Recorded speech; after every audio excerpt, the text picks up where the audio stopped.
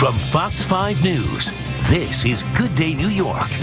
Rosanna. Okay, another American doctor in trouble for taking pictures with animals that he killed in Africa. A gynecologist from Pennsylvania. We haven't seen this guy before, Rosanna, but his name is John Kazmierczewski, and he killed a lion without approval on land where hunting was not allowed. How is this continuing to go on? Well, the investigation is part of a broader enforcement effort following international outcry over the illegal killing of Cecil the lion. You heard about that, right? And Dr. Palmer, he's in all kinds of trouble. A global beatdown on social media for that guy. I think we have some pictures of him. If not, let's take a look at some of the tweets. Cecil, the beloved lion, is gone. We did find out on the positive side that his brother lion or ally lion is alive. Jericho. Thank goodness. Yeah, there was talk about that this weekend, that perhaps he was killed. But you know what? It kind of brought us to the fact, like, where does social media fit in this, and does it go too far? So we're joined this morning by Richard Torrenzano. He's the CEO of the Torrenzano Group, which specializes in protecting reputation. He's also the author of The Digital Assassination: Protecting Your Reputation, Brand, or Business Against Online Attacks. Perfect for a story like this, Richard. Good morning to you both. So at what point, I mean, shaming is one thing on social media. When does the shaming get dangerous? Well, I think it has gotten dangerous over the last 10 years. In this case, we see posting of his address, posting of his of other vital information. We've seen this all over the world. We've seen executives of companies whose wives have been posted as prostitutes and their home address and home phones used. So this is not new. People take this to an extreme. But social media is getting this wrong. You know, when you say social media is getting it wrong, social media is people. People.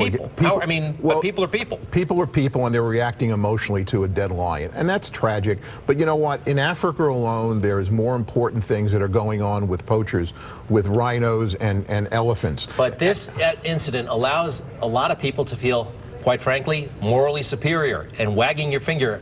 We somehow get pleasure out of that. I hate to say it, as a group, correct? Well, we do, but wag your finger at the real big issues, and that's the devastation of the natural resources. So why aren't people tweeting about that as much in an off day? Why aren't, you mentioned actually off camera there were shootings in Brooklyn? It's not actually burning up social media. Why not? You tell me. Because people are reacting emotionally to a cat that was killed, and we don't know if it was killed illegally or not. You have this doctor now that they're trying to bring him back for court. I hope they don't do that, but I hope they do investigate him under the Lacey Act in the United States. Let's talk about some of the tweets that were posted. Let's put up a few of them. This one is from Melissa Wapp, and she says, "Go to hell, Walter Palmer, for killing this beautiful creature for sport. Rest in peace, Cecil the lion. What is wrong with people?" You want to read this one from Harold? It's pretty intense stuff. Lions kill only for food. Walter Palmer kills for fun. All right, I kind of understand where they're coming from. I do. But there was also other people who posted his home address. They posted this man's home address on Twitter. What were they encouraging? Well, they're encouraging destruction. They're encouraging the digital assassination of this man. He's toast. He can't go back to his practice. He can't be a dentist ever again. He can't support himself or his family in that way. He'll have to do something else. And this will go on I mean, there will be another issue. We'll all move on. Sure. What's going to happen sooner or later, in my opinion, the subject of a global bullying campaign will commit suicide.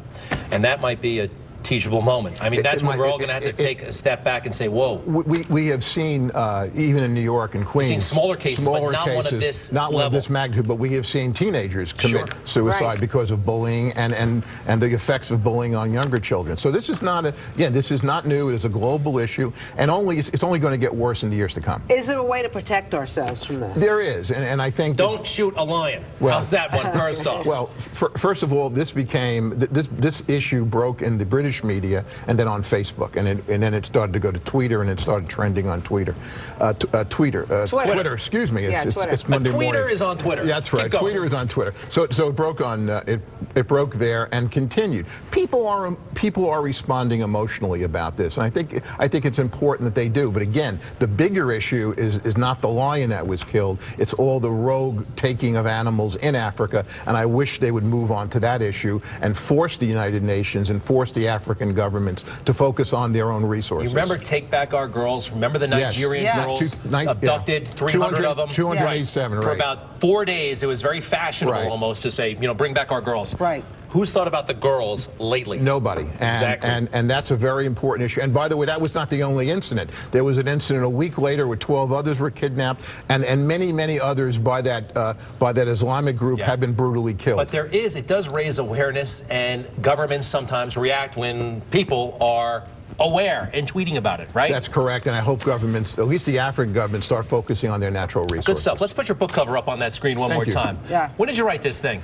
Wrote it 2 years ago and we kind of invented a category when we found that people were being attacked on the internet, but there was nothing about the issue. There's a lot about platforms, Facebook, Twitter, and other things. So we wrote this for corporations and people to say, what should you do? What are the 7 swords of digital assassination, the 7 ways you can be attacked, and what are the 7 shields of digital assassination, the 7 ways you can protect yourself before something happens. We can read it in your book. Richard, thank you very much. Thank you both very much. Thank you so much for being here. Hey, coming up, did you watch the Haskell this weekend? Yes. Because we have the jockey with us, Victor Espinoza. The Haskell, how about the Triple Crown?